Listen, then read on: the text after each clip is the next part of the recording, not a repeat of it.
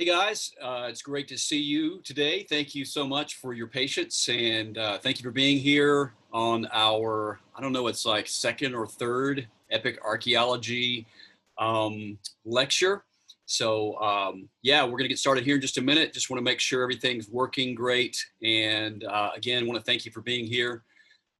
We are gonna get started here in just a second. So hang tight and let me get out of this.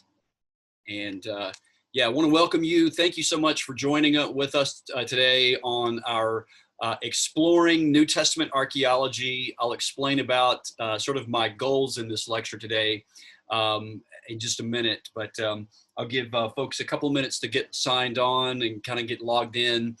And I hope you guys are doing great, and your families are doing well. It's been really a crazy season this year, so again, thank you so much for joining with us. So the name of the game today is really, I have been sort of, because I talk a lot on, as you know, with this ministry, we talk a lot about archaeology in the Bible. That's really what our primary focus is. And a lot of my talks center around the Old Testament, and I've really been trying to focus a little bit more on the New Testament. So that's what today's lecture is going to do. It's going to kind of shore up the loose ends on some New Testament archaeology. But there's actually quite a lot. In fact, as I was getting into preparation for today's talk, there's just actually so much data archaeologically and history on the New Testament. There is no way that we're going to be able to cover this in about an hour. So that's why I'm titling it Exploring New Testament Archaeology, because really that's what it's going to be, is really just a survey. What I kind of want to do is sort of give you guys a bird's eye view of the sort of the field of New Testament archaeology, because it is a vast field and there are a lot of little rabbit trails that you could go down in New Testament archaeology. You could focus on the historical sources. You could focus on Second Temple Judaism. You could focus on the Dead Sea Scrolls. I mean, there's any number of paths that you could take when you want to look at New Testament archaeology. So without further ado, what I'm going to do is sort of change gears here just a second. I'm going to do the share screen. So hang tight with me just for a minute, and we will get started. So again, thank you so much for being with us today and joining with us on our lecture, Exploring New Testament Archaeology. It's what we're going to be talking about today, Exploring New Testament Archaeology. By the way, this is a photograph of the Cardo in Jerusalem that dates back to the first century. Some of these little sections, actually the whole thing runs throughout the whole city of Old Jerusalem. And those of you who may or may not know this, the Cardo, C-A-R-D-O, that is the main road in a Roman city. So there are two main, it's basically like an X, and they go north. The Cardo runs north-south, and the roads that run east-west in the Roman world are called the Decumanus. So east and west. Cardo would be north and south. So this is the Cardo, the main road going through the city of Old Jerusalem. I set my camera up and back a few years ago and took this photograph, and another picture I actually jumped in front of the camera so I could actually be in the shot. But anyway, so that's what that is that you're looking at. So let's go to a little overview. This we're going to kind of talk about today. I want you to see kind of my goal for today's talk so you can kind of see where we're going to go with this. The first thing we're going to look at is, how does archaeology relate to Christianity and Christian apologetics? It's a very important question. I've spoken on this question before. We've done videos on this question, but I think it's an important thing to sort of get out of the way as we talk about archaeology and its relationship to Christianity, its relationship to apologetics, and what apologetics is, and kind of what it can do, what it can't do, what are its strengths, what are its weaknesses, things like that. We won't spend a lot of time there, but I do want to cover that. The second thing is I want us to look at the broad historical context of the New Testament. I want us to look at it in its broader context of history, especially in that region, because we can see that the time period of the New Testament is a very small time period, but it is written in a very well attested period historically and archaeologically. So I want us to look at the broad historical context of where the New Testament sort of fits in. The third thing we'll look at is other historical primary sources for the time frame of the New Testament. So the New Testament, of course, is just one of many other sources that we have for knowledge in this time frame, in this particular area of the ancient Near East. And then also contact points in the New Testament with modern archaeology. So what are some potential things that we could potentially connect with the New Testament and archaeology? In other words, what can archaeology say about these particular time frames or these particular events in the New Testament? It'll make sense when I get to it, but I'll talk about the contact points, these connecting points with the New Testament and archaeology. And then finally, we'll look at, in fact, we won't have time. I know we won't. I just know it's a fact. We're not going to have time to look at all of them, but it's a brief survey of New Testament discoveries because there's just so many of them that we won't have time to cover them all. So again, really, I want to give you a broader overview of New Testament archaeology, and perhaps you can do further research. There's a couple of books I'll recommend to you. One, I don't have a photograph of it, the cover, but it's called, I believe, let me get the name right, the New Testament Archaeology. Let me back up. It's the Archaeology of the New Testament, the Life of Jesus and the Beginning of the Early Church by Jack Finnegan. Again, the Archaeology of the New Testament by Jack Finnegan is an excellent source. It's published by Yale University Press. That is a really good source. Another really good book that I'll recommend to you on the archaeology of the Holy Land is by Jody Magnus. She is a professor of archaeology at UNC Chapel Hill. I believe she's at Chapel Hill. From the destruction of Solomon's temple to the Muslim conquest. So it's a broad overview of the archaeology of primarily Israel. She is an archaeologist that works primarily in Second Temple Judaism, but this book is published by Cambridge University Press, and you can see there on the cover of the book is a part of the Nabatean temple that's found there at Petra. So you may remember that from the Indiana Jones movies. Anyway, it's a really good book published by Cambridge University Press. She is a very good writer, very easy to understand. The book is well illustrated. It's got some really excellent historical and archaeological information in it. So I'd recommend that book, that you check that out. Archaeology of the Holy Land by Jody Magnus. Okay, so archaeology and Christian apologetics, what is the relationship between archaeology and Christian apologetics? The central claim of Christianity is Christ's claim to divinity. Jesus claimed to be God in the flesh.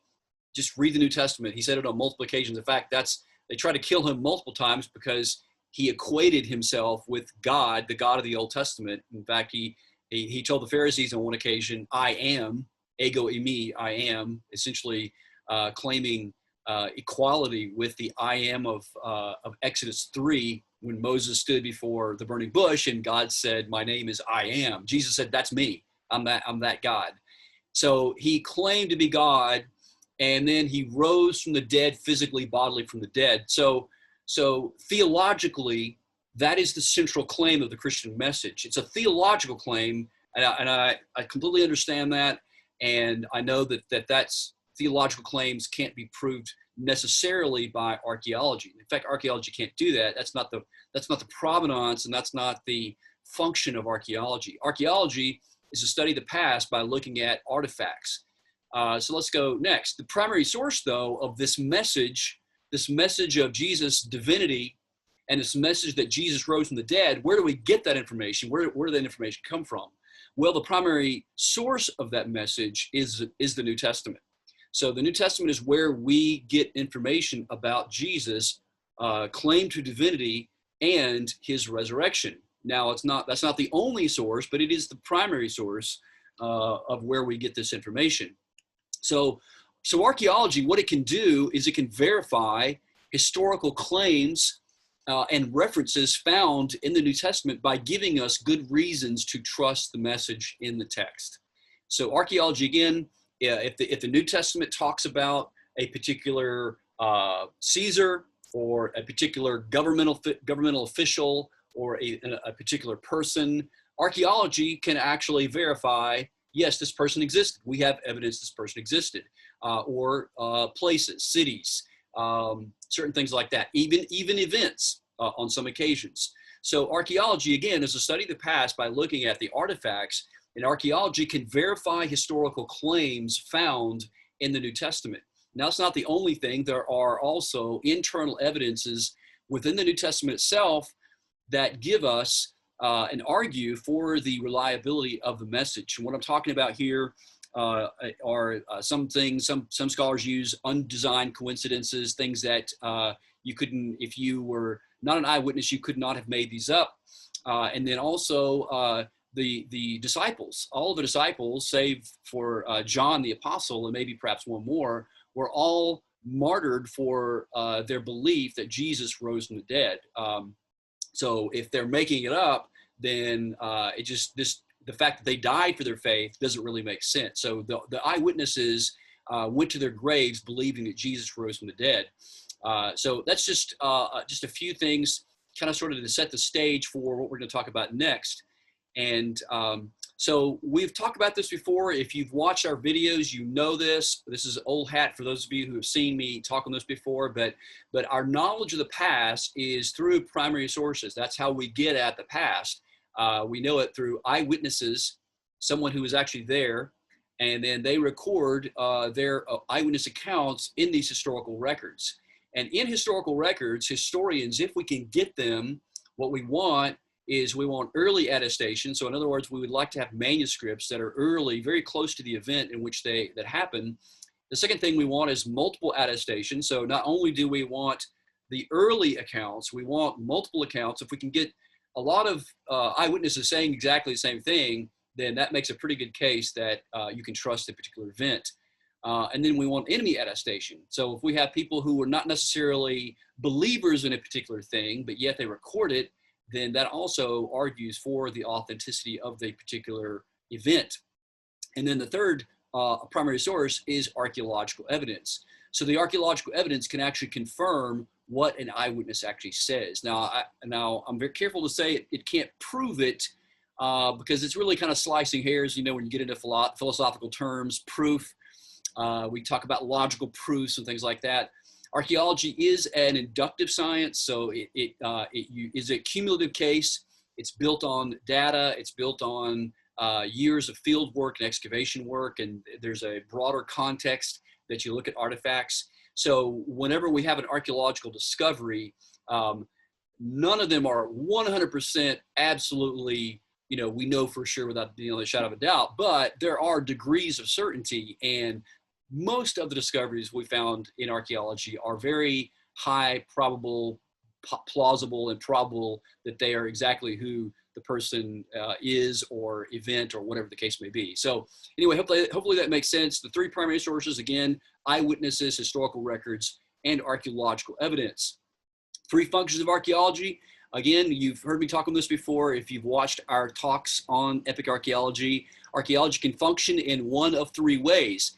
Let me say also that these functions that archaeology can do, these three functions can do this simultaneously. So in other words, it's not that like, oh, well, this discovery clarifies the text, this discovery illuminates the text, and this discovery affirms the text.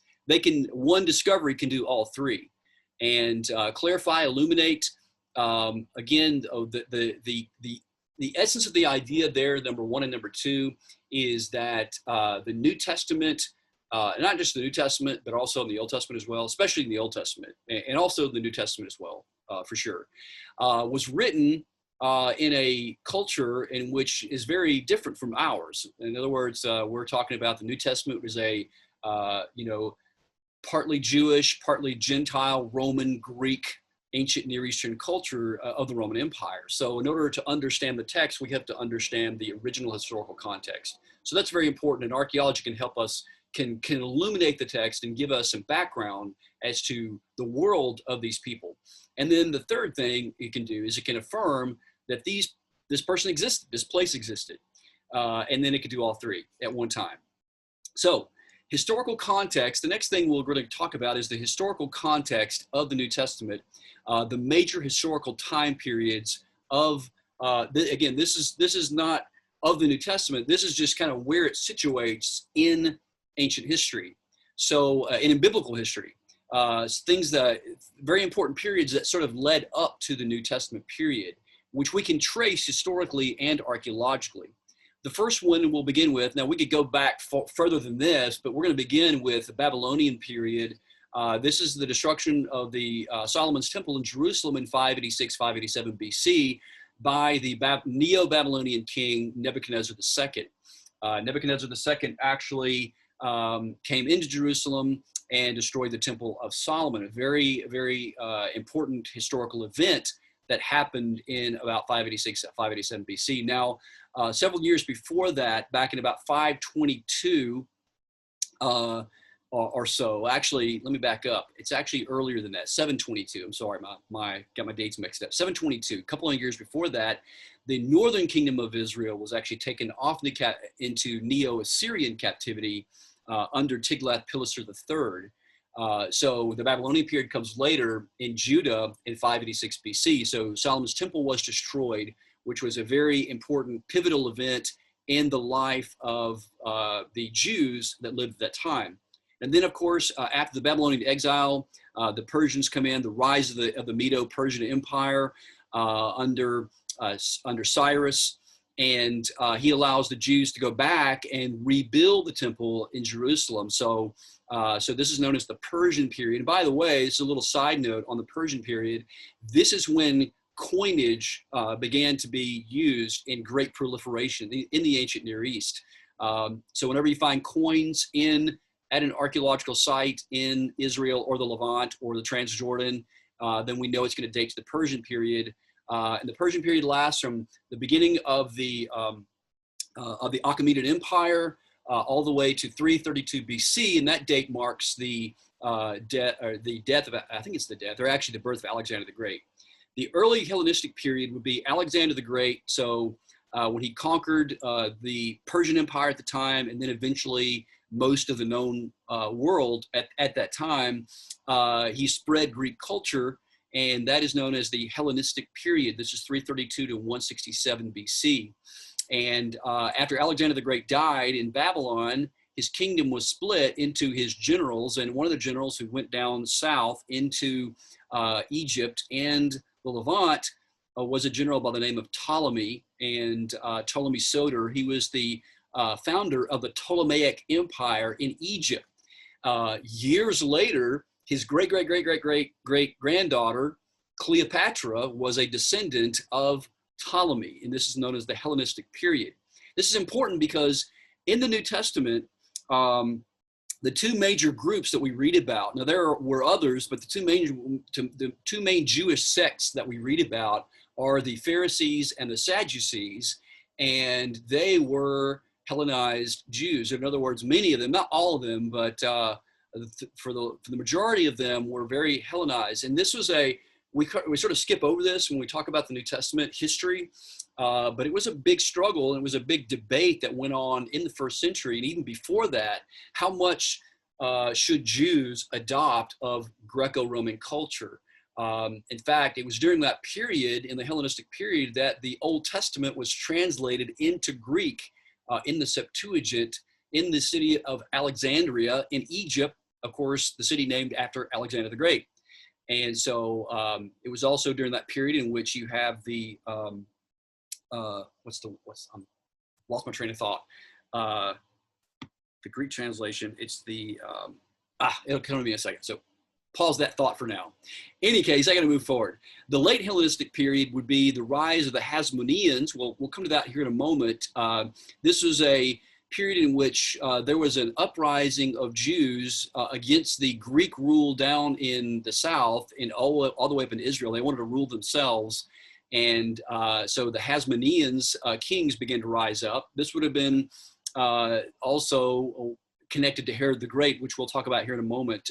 The early Roman period is really the beginning of the New Testament. So if we're going to understand the history and the archaeology of the New Testament, we have to understand a period called the early Roman period, also called the Herodian period. I'm going to throw around different names, so don't don't freak out about that. But the early Roman period lasts from about 40 BC all the way to about 70 AD. This would have been when the temple was destroyed against Titus and Vespasian. This is the first Jewish revolt against Rome, and the destruction of the temple in Jerusalem, which sort of marks the end of the New Testament period proper as we know it, and then we get into the early church. So basically, the historical context of the New Testament, if as an archaeologist, if we're going to go looking at where the New Testament is placed, it is primarily in the early Roman Herodian period, sometimes called the Second Temple period. Now, some other historical sources for the time period of the New Testament, besides the New Testament itself, we have Josephus, Flavius Josephus, who wrote in the Jewish War and also Antiquities of the Jews, Tacitus, who was a court historian under Nero, which we may or may not talk about, Suetonius, who was a secretary of Hadrian. He wrote Lives of the 12 Caesars, Pliny the Younger, who is the nephew and adopted son of Pliny the Elder. Another writer by the name of Lucian, who was a Greek satirist, also wrote about the early Christians as well. And then another writer named Mara Serapion, which is about his writings date between the late 1st to the 3rd century AD. So not only do we have the New Testament, but again, we haven't really gotten to the archaeology yet. We're talking about historical sources. So we've got a lot of historical sources for the New Testament, and I just wanted to show you a few of those. Let me just give you an example. Again, like I said, we don't have time to go through all of this. This is a survey. So let's talk about Josephus. And he is one of the primary sources besides the New Testament. Let's just look at a few things about him. First, he was a Jewish/Roman historian. And what I mean when I say that is that he was a Jewish general, military guy, who was fighting against the Romans and was captured, and in captivity sort of had a conversion to Rome and became the court historian and sort of advisor to the Emperor Vespasian. And Vespasian, of course, was died. And then later, his son continued the conquest of Jerusalem against the Jews. And Josephus was an eyewitness to the fall of Jerusalem in the 1st century. He writes about this in the Jewish War. His two main works are the Jewish War and Antiquities of the Jews. These are written for primarily a Roman audience. So that's who his audience was. He wrote about, in addition to many other things, he wrote about the life and practices of the Jews in the 1st century. So another good historical source. And again, some historians have different views on this, and no historian is absolutely 100% objective. But for the most part, Josephus is a reliable historian. So he does write about the life and practices of the Jews in the 1st century. He also records known facts that were going around at the time about Christ and his followers. So apparently some of the just basic information about Jesus and his followers was already going around in the 1st century. Let me just give you a couple of things here. Here's a quote here from Antiquities of the Jews. He says, "Now there was about this time Jesus, a wise man, if it be lawful to call him a wise man, for he was one who wrought surprising feats. He was the Christ," and the word there is Messiah, anointed one. "He appeared to be alive again." That should say be, not the. "He appeared to be alive again the 3rd day, as the divine prophets foretold these and 10,000 other wonderful things concerning him." So again, this is not a Christian, but a Jew that had converted into Hellenistic Roman ways, and he was recording about some of the basic facts that were going around about Jesus. So let me stop there, and So the next thing we're going to do is go over some contact points in the New Testament with modern archaeology. So what are some potential, in other words, if we were going to look at, let's just take the New Testament, and if we were going to, beginning with Matthew, Mark, Luke, and John, going all the way through Revelation, and we were going to sort of do a general outline of the history of the New Testament and sort of put it in sort of neat compartments. That's what I mean by contact points. What are the main subheadings that we could sort of organize to look at the New Testament and archaeology. So I've come up with a few. The first one would be the birth of Christ, of course, because that's where the Gospels begin with the Christmas story, the first Christmas story. The most famous one of those is Luke chapter 2. And then the next thing we'd look at is the childhood of Christ, which really the New Testament really doesn't talk about that much, but archaeology does have a couple of things to say about what Jesus may have actually seen and witnessed as a young Jewish child growing up in Roman Palestine. So archaeology can actually say something about that. Archaeology can also say that this is what we're going to sort of look at when we get to the survey part. We're going to look at just some little contact points between the birth of Christ and what archaeology can tell us about the birth of Christ. It does talk about a star, it talks about Bethlehem, think Herod the Great. So we'll go there in just a second. The second thing, again, the childhood of Christ. The third is Christ's public ministry.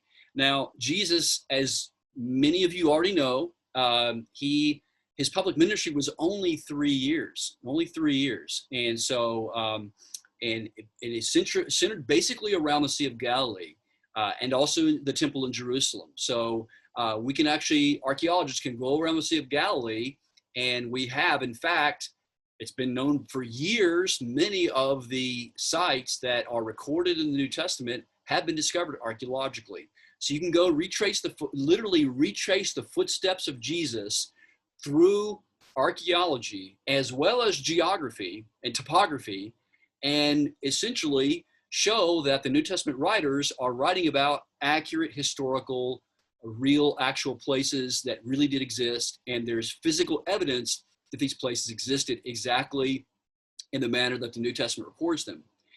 His Galilean ministry, and then he goes into Samaria, to Shechem specifically, which was a very important Old Testament site that dates back to the time of Jacob. This is Jacob's well, and we'll talk about that. And then, of course, the temple in Jerusalem, which would have been Herodian. The New Testament writes a lot about Jesus being in the temple precincts, and there's a lot of episodes in the Gospels in which Jesus interacts with the Pharisees and the Sadducees in the temple in Jerusalem. Now, we don't have direct evidence, but we have a lot of indirect evidence that the temple did stand on the Temple Mount in Jerusalem, on Mount Zion, and we'll talk about that too. Then the last thing in the New Testament, if we're going to talk about New Testament archaeology, is the trial, crucifixion, and resurrection of Jesus. What can archaeology say about these events? As you can see just from this list here, I mean, we could spend weeks talking about all the evidence. So that's why I wanted to kind of give you, that's why I labeled the talk Exploring the World of New Testament Archaeology, because that's what we're doing today. We're just exploring this, giving you sort of a bird's eye view of what that looks like. Pause, a drink. So anyway, so that's what we're going to do today. And then, of course, the last part is Luke and Acts, and I put them together as sort of a package deal. And we're going to look at the missionary journeys of Peter and Paul if we have time. We probably won't have time. We may have to do a part 2, so stay tuned for that. Other important branches of study when it comes to studying the archaeology and time period in the New Testament, you could go off into this rabbit trail, the archaeology of Qumran and the Dead Sea Scrolls. That alone could give you all kinds of really important information about some of these background historical sources that we see, and then also just what life was like in first century Palestine under Roman rule. Then also the architectures of the Second Temple period in Israel. There's a really good book by late Israeli archaeologist Dr. Ehud Netzer. It's called The Architecture of Herod the Great Builder. It is a really, really good source for the architecture of the Second Temple period. That alone is a massive study. So again, the reason why I'm saying all this, guys, is that I just want you to see the incredible amount of archaeological and historical information with the New Testament. I mean, there's just a ton, literally tons and tons of information and data to back it up. The next thing is ancient Jewish tombs and burial practices. I mean, there's there are people getting their PhDs on this. So there's just a lot of information about this, which is connected to the archaeology. Another little sub branch of New Testament archaeology would be Jewish ritual purity in the Second Temple period and how that developed. And there's a lot of good archaeology. In fact, there's an Israeli archaeologist that I follow on Academia. His name is Dr. Jonathan Adler. Adler, I think is his name. It's in Jewish, it's Jonathan, I think, Jonathan, that's what it is. Jonathan Adler.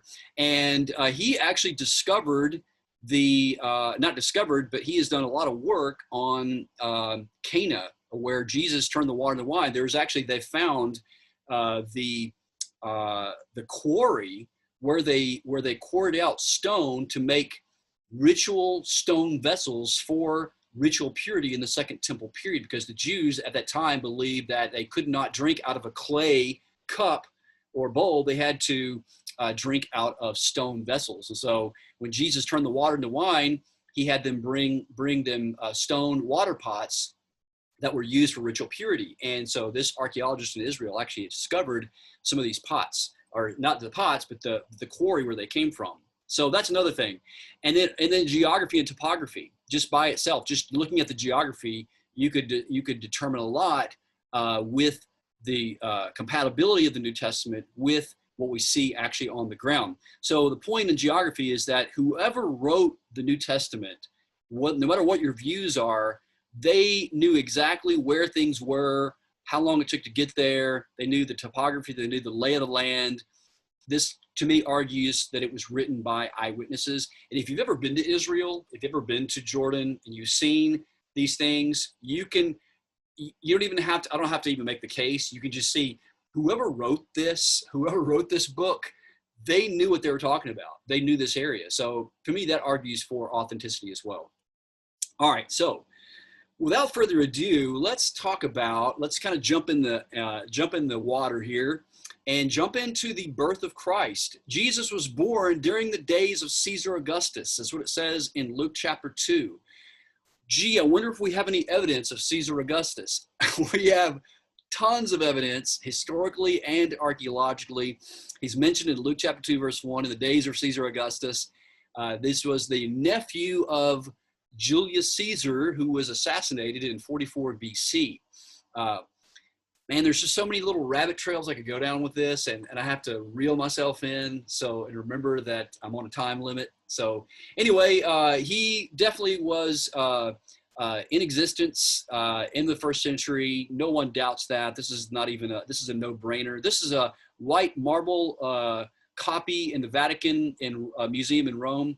And if my understanding is correct, I believe that this actual statue was carved when Caesar was an old man. He was about 70 years old.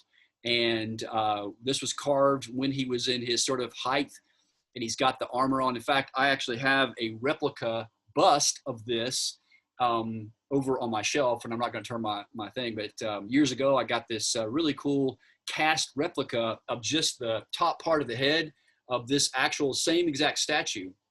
So, and the armor. So it's pretty cool. Anyway, it's a replica. It's not the real thing. It's not marble.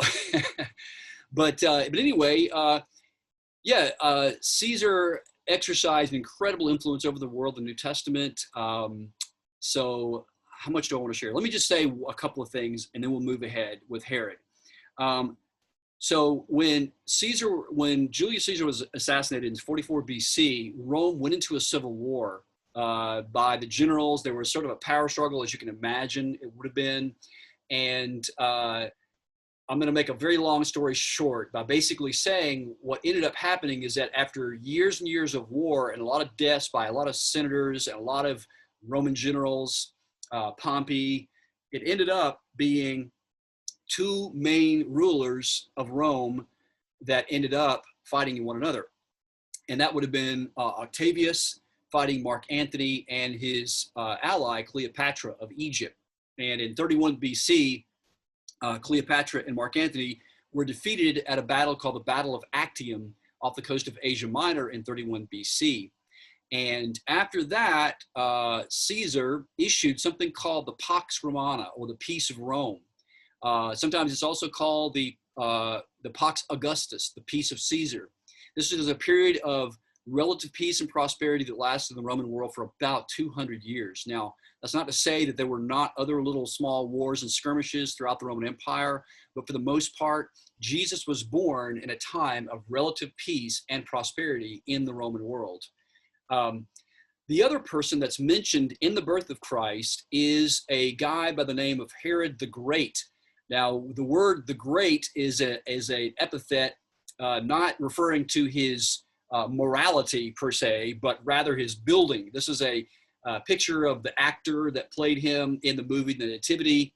I think it's pretty cool. I mean, I don't know. Nobody knows what he looked like, but to me, in my imagination, I can imagine that's probably, he looked very stern, and he's a very harsh ruler. But a little background on Herod the Great. So this is not about him, but this is before his time. So we talked earlier. I talked about the Hasmoneans, the Hasmonean kings from the time of a Jewish priest by the name of Mattathias, who died in about 167 BC. Mattathias' son was a Jewish commander, military guy by the name of Judah Maccabee. You may have heard of the Maccabean revolt. He led a revolt against the Seleucids, which were another one of the factions that ruled the area of Palestine after Alexander the Great. So he led a revolt against the Seleucids in 166 BC, and that was known as the Maccabean Revolt. 2 decades later, his brother, Simon, established the Hasmonean dynasty of rulers. So these would have been Jewish rulers in Israel, or in Palestine at the time, before the Romans came to power and before Herod the Great came to power. Now, John Hyrcanus was a high priest and ruler from about 135 to about 104 BC, but during his reign, the sect of the Pharisees and the Sadducees rose into prominence at this time. Now, earlier I was talking about how one of the early struggles that the Jews had with this Hellenized culture, this Greek language and Greek culture, was how do we incorporate Greek culture into our ancient Jewish religion and practices? So this is when the Pharisees and Sadducees rose to prominence at that time. In 63 BC, the Hasmonean kingdom was conquered finally by the Roman Republic, and it was then broken up and set up as a Roman client state. This is about 60 years before Christ was born. Herod's father was a man by the name of Antipater. He was an Idumean from Edomite. He was an Edomite from the south, and he was a high-ranking official of John Hyrcanus II. So a very interesting connection there. Herod was first named governor of Galilee at 25 years of age, and then the Hasmonean dynasty ended when Herod finally conquered Jerusalem with the help of the Romans. That's why Herod has always had a history with the Romans, and he built a lot of things, fortresses, because he was afraid of the Jews, not the Romans. He was named king of the Jews by the Roman Senate in 40 BC. So this would have been the beginning of the Herodian period. That's a little background.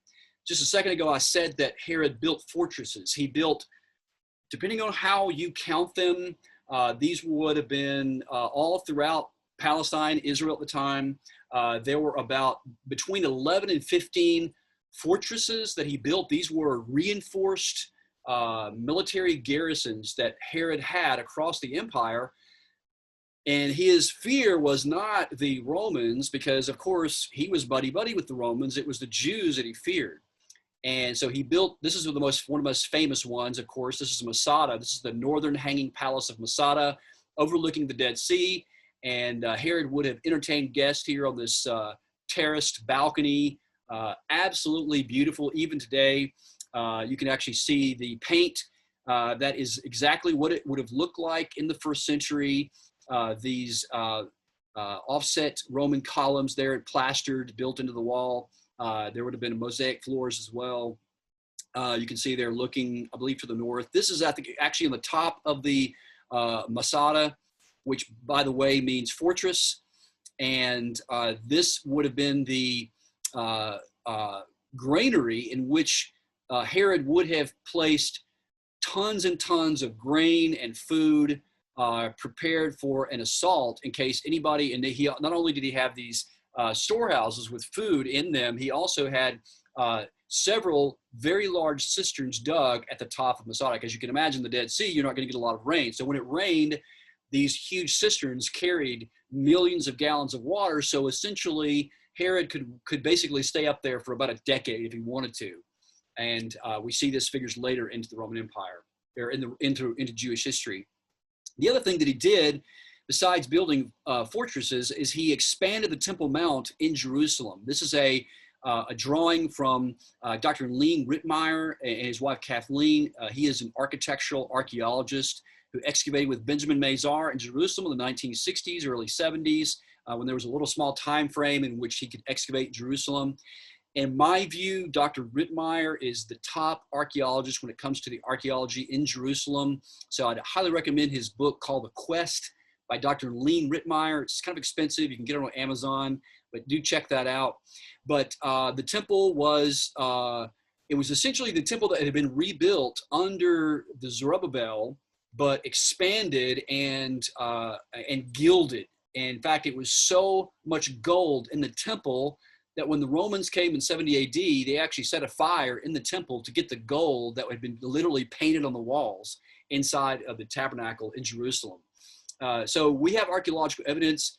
Going back to this picture here, you can look in the middle of the picture, right where the seam of the book is. There's a little stairway, and this is at the southwest corner of the Temple Mount, and that's what it looks like today. You can see the edge of the archway known as Robinson's Arch. That was named after the very famous American geographer by the name of Edward Robinson in 1838. He came through Palestine and recorded a lot of geographical and topographical place names all throughout Israel. And this is actually what remains today. And the left-hand side at the base of that wall is actually ashlar masonry. These are huge stones that would have been raised off the temple in 70 AD. And then later, Hadrian literally, well, they didn't have bulldozers, but if they did, he used Roman soldiers. They literally scoured the Temple Mount. And so part of it's from the Hadrianic time, and then in the other parts, the stones are actually from previously below those are actually from the 1st century, from 70 AD. What remains today is, of course, the Wailing Wall, the very lower course of those huge stone. There's one that is, I believe, again, my memory serves me, it's several tons. It may be a few hundred tons, but it's one of the largest stones that archaeology has ever discovered, and it's still there as a revetment, and the Jews there, it's the closest they can get to the temple in the 1st century, so they are there praying for the temple. One other thing, I want to show you another palace fortress that was built by Herod the Great. You can kind of see the name there. It's Herodian. It was named in honor of himself, and it's literally a man-made fortress built by Herod the Great. This actually overlooks Bethlehem. So when Jesus was born in Bethlehem, Herod could have theoretically been on his balcony and perhaps seen some of the events that transpired if he wanted to, I suppose. But this overlooks Bethlehem Ephrath, the surrounding countryside of Bethlehem. So you can see, if you're in Bethlehem, you can see Herodian. And this is actually where Herod was buried, according to Josephus. And back in, I believe, 2009, Dr. Netzer discovered the sarcophagus of Herod the Great. It was actually smashed to pieces, but it was, I think, he makes a really compelling case that this very likely, very high degree of probability was the coffin of Herod the Great. So we didn't have his bones, probably no telling what happened to those, but we do have his coffin. What about the star? What about the star that the Magi saw? Is there any evidence? Well, again, archaeology can't necessarily go and dig up a star, but we can do. There is a discipline called Archaeoastronomy. Did you know that? It's pretty cool. And there's a really neat book. Again, I'm full of book recommendations, but one of them is not really written by a Christian scholar, but it is a very fascinating book in its own right. I think someone, and I would say I need to write it, but I've got so many things on my plate. I don't know if I have the time to write it, but I think a Christian archaeologist needs to write a book on archaeoastronomy in the Bible. That would be really cool. But archaeoastronomy, what it does is it looks at some of the astronomical events that are recorded in the historical text of the Bible or any other historical text, and it tries to relocate those in the sky of the time. And the reason why it can do this is something called Kepler's laws of planetary motion. And there are a lot of candidates for what the wise men perhaps saw, but essentially what we can do with computer software is you can actually go back in, you can plug a date in. You can say, let's say, well, there are a couple of dates for Christ's birth, and one of the ones that I think is pretty plausible is by Dr. Harold Hoehner, and it's about 3 BC. And so let's just say, for the sake of argument, let's just say, let's look at what the sky looked like over Bethlehem if you were standing in Babylon or in Persia or wherever, and you were looking to the east or looking to the northeast or wherever, however it's located, and over the skies of Bethlehem, if you were in a particular location, what would you have seen? So based on Kepler's laws of planetary motion, these are the corrections in the orbits, because scholars before Kepler believed that planets circled in perfect circles, but Kepler said no, many of them are ellipses, and so these are corrected. So what that means in English is that basically we can reconstruct through time what the sky looked like. And one of the candidates is, there was a lawyer, actually, you guys may have seen the video that he did on this, and I think it's pretty plausible. There are a couple of other candidates, but I like the Bethlehem star solution to this. So using precise mathematical laws, we're able to see what the heavens looked like in the ancient Near East, in Babylon or Persia 2,000 years ago. There was a triple conjunction of stars, Jupiter, Venus, and Mars, that appeared when Christ was born. The triple conjunction began with the Jewish New Year. Isn't that interesting? This is in the 1st century. So where did the wise men learn about these prophecies? Could it have been Daniel? We know that Daniel was in captivity in Babylon, or perhaps the oracles of Balaam. Honestly, we really can't say for sure with 100% certainty, but wherever the case may be, wherever they got that information, they knew that a king was going to be born in Bethlehem or in Israel, and so they made their way as they saw the star. Pretty cool stuff. And then there are a couple other things here. According to the Bethlehem star solution to this, Jupiter rises in the east. The events took place over a time span sufficient for the Magi to see them both from the east and also upon their arrival in Jerusalem. So the time fits. Jupiter was ahead of the Magi as they traveled south from Jerusalem to Bethlehem. So they were guided by the star. And get this now, this is sort of an accident, but not. According to these Kepler's laws and these algorithms, it was on December the 25th, 2 BC, that Jupiter goes into retrograde motion and appears to the Magi to stop over Bethlehem, located 5 miles south of Jerusalem. So pretty cool stuff, pretty amazing stuff. Jesus would have been, of course, maybe a year or 2 years old. So anyway, I'm going to stop there, and I'm going to shift gears here, and I'm going to share another one.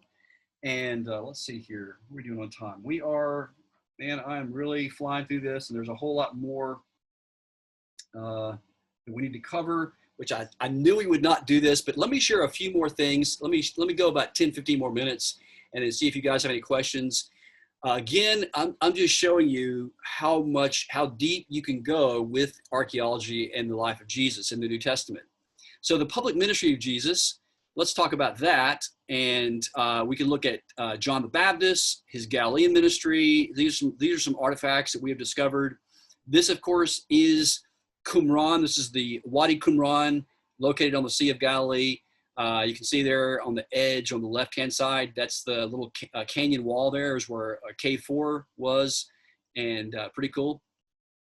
This is actually Machaerus. This is one of the other fortresses of Herod the Great.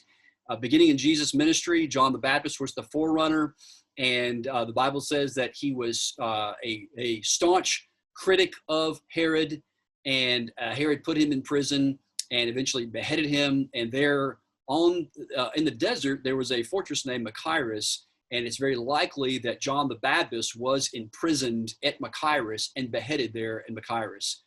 So we just wanted to show you what that looked like. Also, back in 2014, I was in Israel excavating at a site, an Old Testament site, but there's also a New Testament site there as well.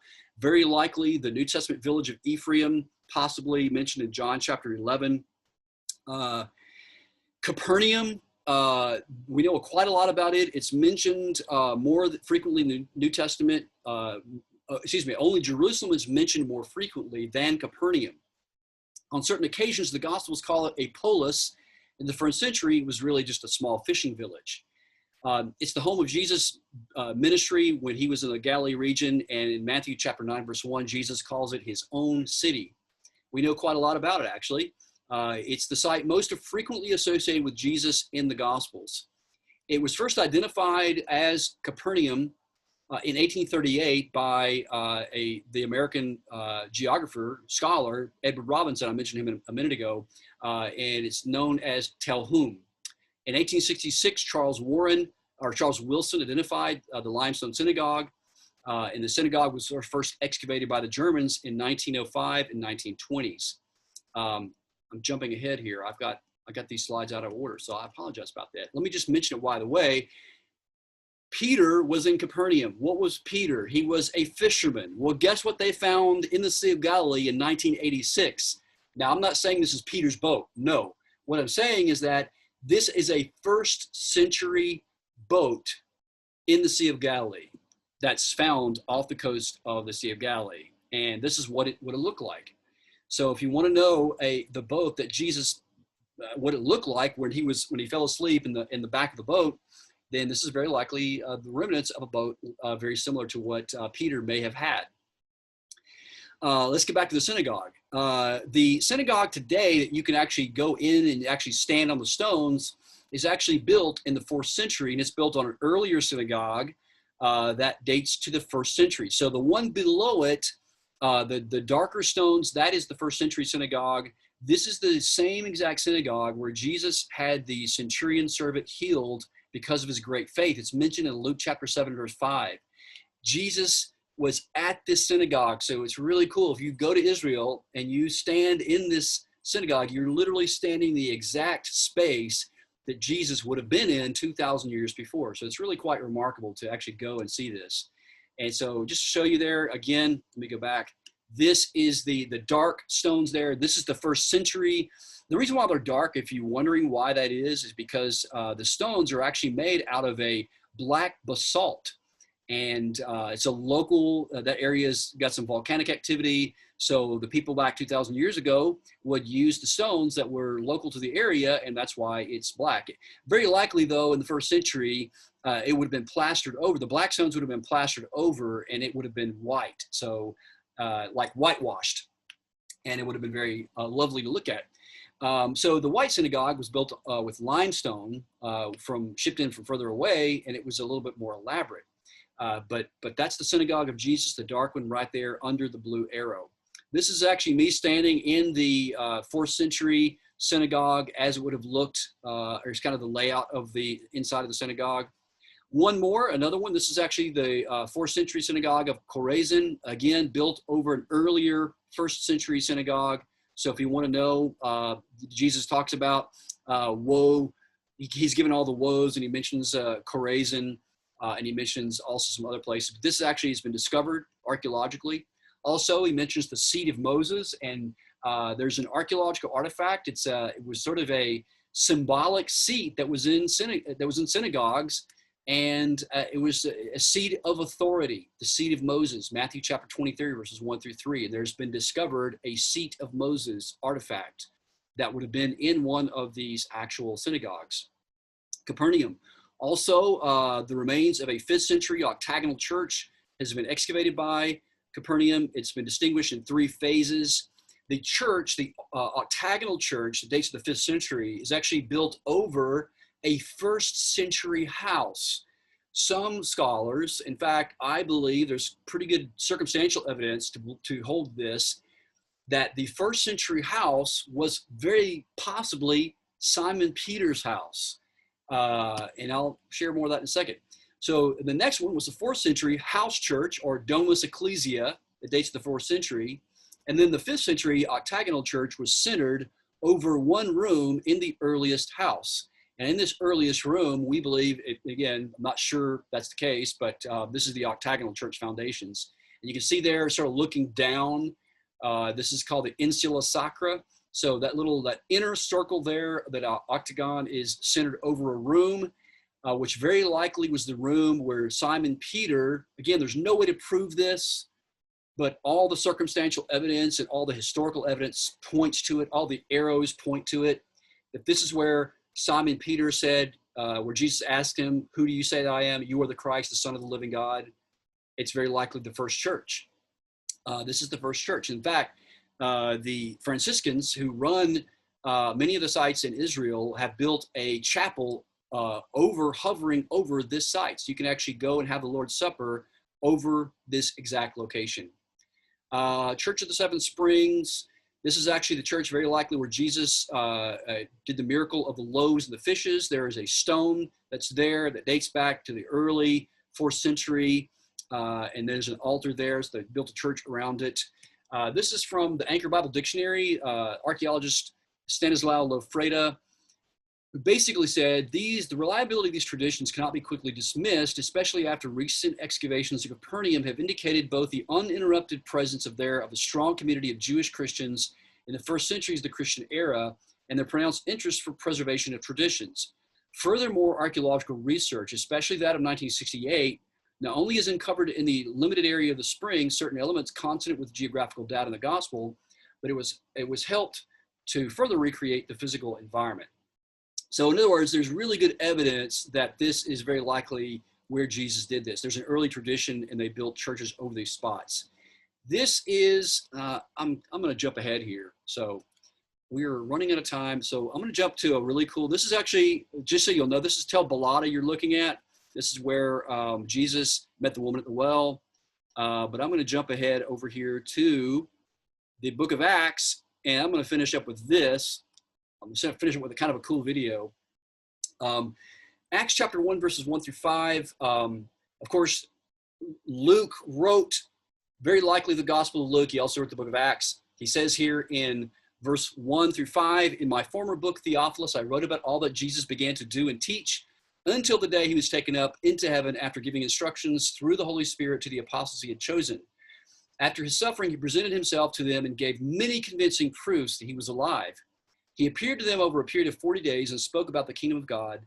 And on one occasion, while he was eating with them, he gave them the command, 'Do not leave Jerusalem, but wait for the gift of my Father has promised, which you have heard me speak about.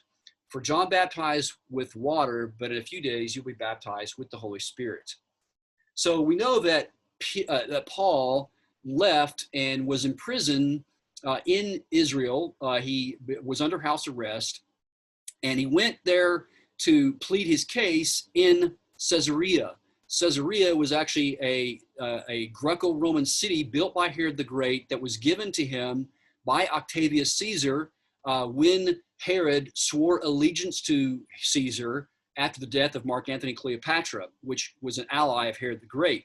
So Caesar, being very flattered that Herod would actually do something for him in his honor, gave the city back to Herod, and then Herod said, "No, I'm going to give it back to you, and I'm going to name it in honor of yourself." So he named it Caesarea Maritima, which means Caesar's city by the sea. And this was the major seaport of the Roman Empire in Israel during the time of the first century, during the time of Christ in the early apostles and the time of Paul. And you can actually go there today. It's actually very beautiful. It's a great archaeological site to visit. There's a lot of different layers historically and archaeologically. And this is actually the seaport where the first Christians, where the first people became Christians in Israel. They were the first converts of Paul were made at Caesarea. And you can see there down in Israel where Caesarea is, and this would have where he would have been launched out from on his first, his second, and his third missionary journey, military in a certain way, and his voyage finally to Rome, in which Paul was eventually beheaded. So let me show you here a couple of things here. It's pretty cool. First, a quote from William Ramsey. He said, this is back in the late 19th, early 20th century. He says, "It began with a mind unfavorable to it, that is Acts, But more recently, I found myself brought into contact with the Book of Acts as an authority for topography, antiquities, and society of Asia Minor. It was gradually borne upon me that in various details, the narrative showed marvelous truth. So this is a early classical scholar who basically said that the Book of Acts is a very reliable document. And this is actually a model of what Caesar's harbor would have looked like in the first century. It was a breakwater that stretched out into the Mediterranean. It was sort of a natural coral reef, which makes for a really good deep water port. And by the way, when we think about the Romans being in Israel during the time of Christ, we think about the Romans having their headquarters in Jerusalem, and they did have sort of they had the Antonia Fortress, which would have been where the Roman soldiers were kept. But all the big Roman government officials would have actually lived in Caesarea. This is where Pilate very likely had his residence, in Caesarea, not in Jerusalem. He would have traveled to Jerusalem during the Passover to have the trial of Christ, but very likely Pontius Pilate actually lived in Caesarea. And by the way, we'll come to this in a second, there was an artifact that was discovered back in 1961 that it actually contains the name of Pontius Pilate in Caesarea. So this is what the breakwater harbor would have looked like. And I had the really cool fun of actually getting to go and snorkel and dive off Caesar's harbor back in 2014. And this is a little card that they give you with your fins and your mask. And you can actually go snorkeling. It has numbers on the bottom of the ocean or on the bottom of the floor. And you can actually swim around and read about these particular things. So this is what it looked like when you're standing out there. And then this is yours truly getting ready to go down. I had my GoPro camera. So I want to show you, I want to end with some footage from Caesarea Harbor under the water if you guys want to see it. I think you probably want to see this. It's pretty cool. So here it is. I have the numbers there that are attached. You can see the columns. There's been so many wars that happened here, but you can swim around and you can actually see the base of the columns. A lot of it's covered with moss and debris now, but you see the big column there laying down on the seafloor. It's really cool. I want to go back and use scuba tanks next time because you can actually stay under longer instead of rather than with a snorkel. This is pretty windy that day, so the visibility wasn't that great, but it's still pretty cool to see this. Again, columns on the seafloor. While we're looking at this video, let me just say that the New Testament, when it comes to archaeology, we're not talking about myth. We're not talking about something that was made up. We're talking about something that you can actually go. You can get in the water. You can get on the sea. You can go on the land. You can go on. You can look in the caves. You can go and you can actually go to these places and you can visit these places, and you can actually hold your Bible in one hand and you can go to these places physically with your feet or with your scuba mask. So it's pretty cool, pretty awesome stuff. And I think there I was trying to be like Indiana Jones, swim through the cave there. This is actually a really cool section. That's part of a big archway. You see it? That's a huge stone of an archway. It's broken in half. That's probably first century Herodian. See the archway? And a year or two ago, I believe some Israeli divers actually discovered another shipwreck a little further out in the Mediterranean and found some really amazing statues associated with the harbor. So this is a Google Maps of what it would have looked like in the, well, not first century, but what the Mediterranean looks like. Pretty cool overview of that. This is what Caesarea looks like today. There's a couple of really great little coffee shops and some restaurants there. So you can take your fin and mask and snorkel off the coast of Caesarea and then go have a great pizza and a cup of coffee. One other little quick thing here. not only do we have Caesar's Harbor, we also have the Praetorium. What is the Praetorium? This is where Paul appealed to Rome before Felix and Agrippa. It's recorded in Acts chapter 23. So it says in Acts 24, verse 1, 5 days later, the high priest Ananias went down to Caesarea with some of the elders and a lawyer named Tertullus, and they brought their charges against Paul before the governor. So right there where I'm standing, this is the first century Praetorium. This is where the Apostle Paul very likely stood. You see the bema seat, that big raised platform? That would have been where the official stood or sat, and Paul would have been standing right in front of him to make his appeal to go to Rome. So you can actually go to this very spot. Right behind me, by the way, on the land there, right behind that fence, you can see there that little, there's some like, looks like some stadium seats. That is a hippodrome. And the section closest to the Mediterranean is actually eroded away. Originally, this thing would have held 10,000 people. And there, I understand, based on GPS reading or GPR readings, ground penetrating radar, there's actually a massive Egyptian obelisk buried in the middle of this, under the ground, in this amphitheater. Or hippodrome rather. So pretty cool. All right, and that's an overview of Caesarea. Again, we are just, as one of my former professors would say, to use a mixed metaphor, we are just scratching the tip of the iceberg. There's a lot, guys, as you can see. I not only just scratched the surface of the archaeology of the New Testament.